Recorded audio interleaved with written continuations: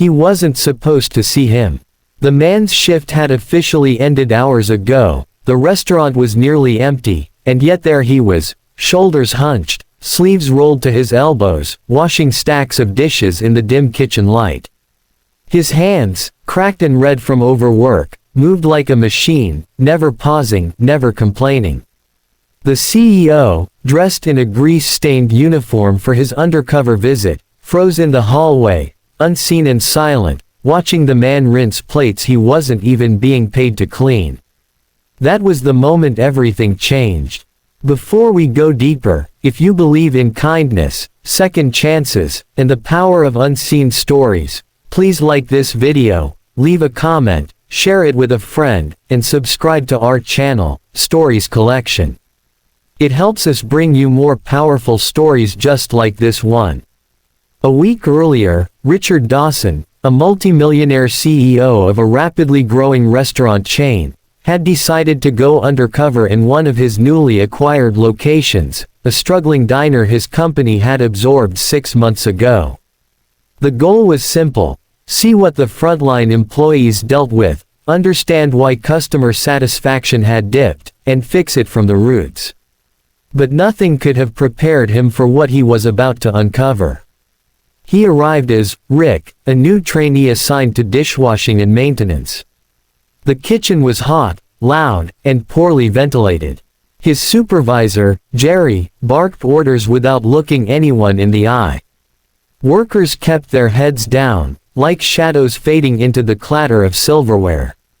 But there was one man who stood out, not because he spoke up, but because of how he moved. His name was Marco. Marco was probably in his mid-40s, though his sun-worn skin and tired eyes made him look older. He came in earlier than anyone else and often stayed late. He spoke little, mostly nodded, smiled weakly when spoken to, and kept to himself. But Rick noticed. He noticed that Marco often skipped lunch, that he worked both the morning and night shifts, and that nobody ever thanked him. After 3 days, Rick realized something else: Marco wasn't clocking in or out. Jerry had full control of the time logs, and somehow Marco's name wasn't showing up in the payroll system. Rick began asking quiet questions. The younger workers would glance around nervously before answering in whispers. Some said Marco was a temp. Others thought he was undocumented. No one really knew, except that he'd been working there for nearly a year and hadn't taken a day off. The deeper Rick looked, the more disturbing it became. Jerry, the manager, had been pocketing a portion of the budget allocated for part-time workers and convincing desperate workers like Marco to stay, off the books, for less than minimum wage. Marco, he discovered, was promised permanent placement, soon, and a real paycheck, next month, words that never came true. Rick was furious, but he held his cover. He wanted to hear the truth from Marco himself. On a rainy Thursday evening, Rick offered to walk Marco home. At first, the man resisted, saying it was too far, but eventually, Rick insisted. They walked quietly for over an hour, past apartment blocks, closed stores, and finally into a worn-down neighborhood. Marco stopped in front of an abandoned building. "I just rest here for now," he said softly, pointing to a basement window he'd pried open. Inside was a cot, some old blankets, and a plastic tub of clothes. No lights, no running water, just cold, cracked concrete. Rick's heart sank. He asked how long he'd been living like this. Marco hesitated, then replied, "Since my wife died 2 years ago. I lost the house. My son is 12, he stays with a family I pay a little money to each month. I just want him to stay in school. I don't want him to know I'm like this." That night, Rick couldn't sleep. He stared at the motel ceiling, haunted by the quiet pride in Marco's voice, the way he never once asked for pity. The next morning, he made a decision. His undercover role would end, and his real mission would begin. By Monday, corporate auditors arrived at the restaurant. Jerry was terminated immediately for labor abuse, fraud, and unethical practices.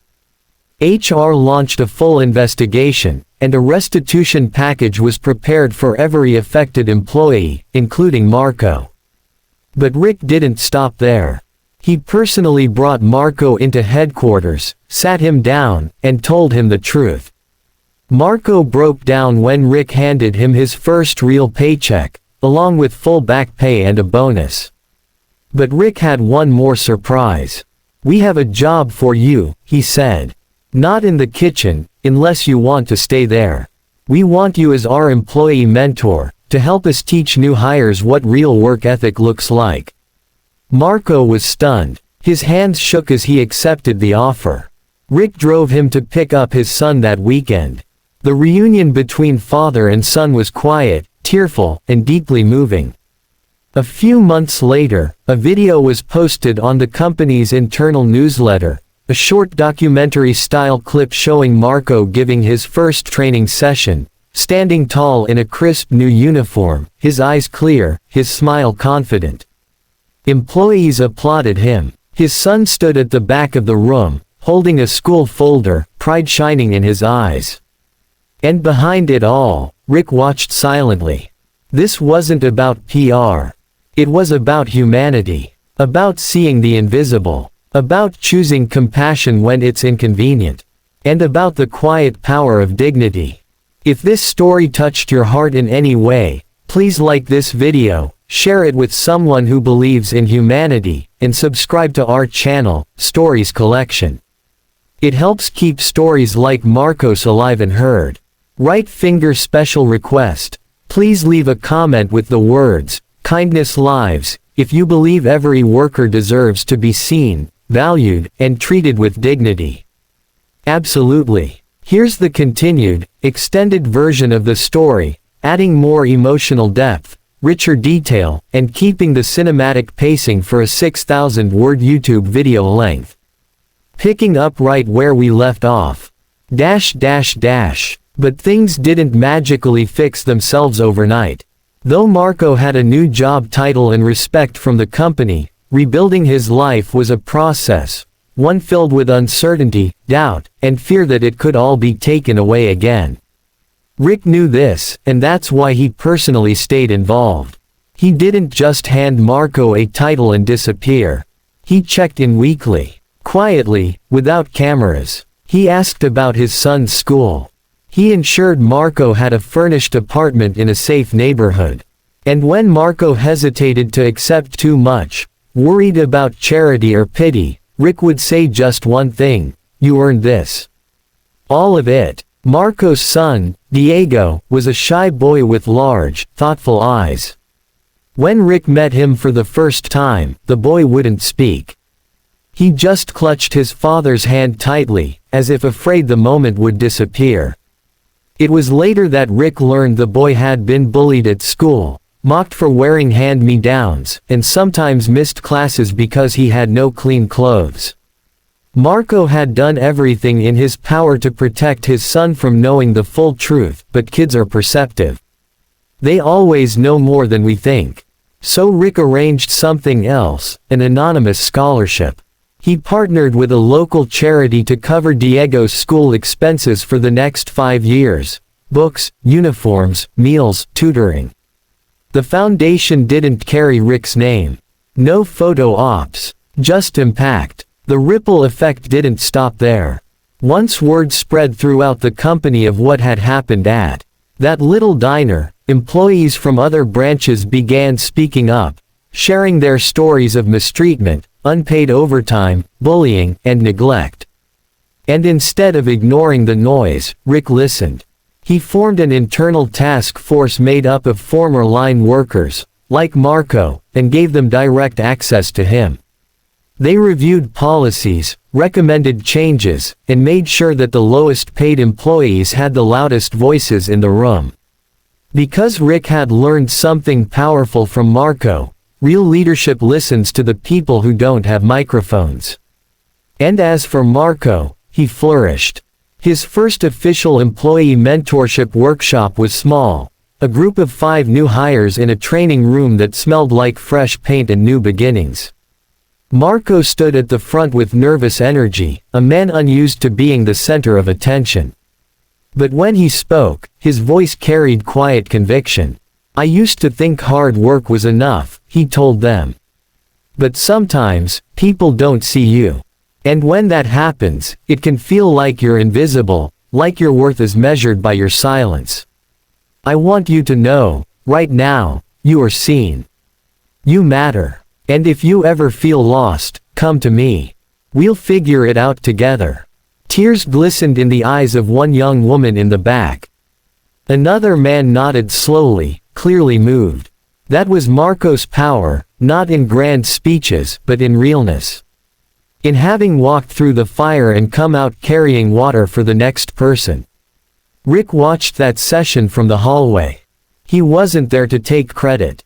He was there to remind himself, this is why we build companies. Not for the stock market. Not for awards. But for people. And Marco. He eventually became more than just a mentor. 2 years later, he was promoted to Director of Employee Wellness and Inclusion, a role Rick created for him. He traveled between branches, met new hires, taught empathy to management teams, and made sure that no one ever slipped through the cracks like he once did.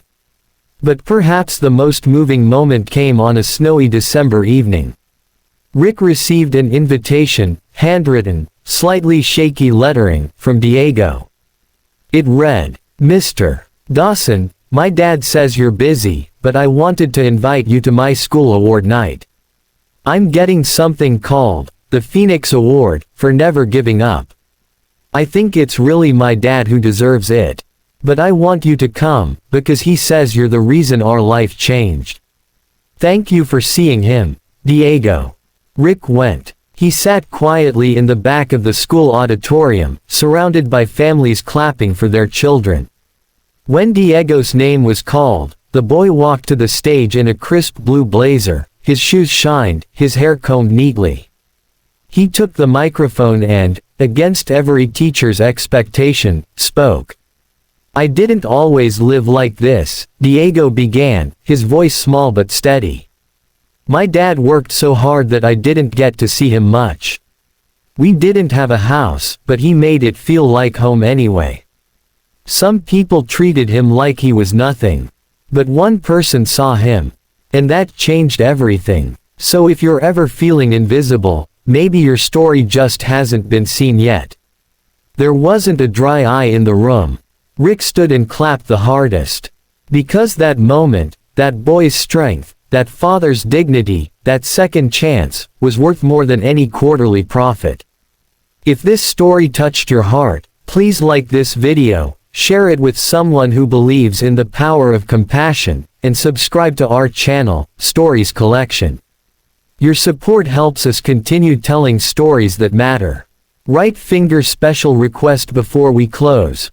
Leave a comment below with the words, "Kindness lives," if you believe no act of good goes unnoticed, and that everyone deserves a second chance. Thank you for watching. Stay kind, stay human.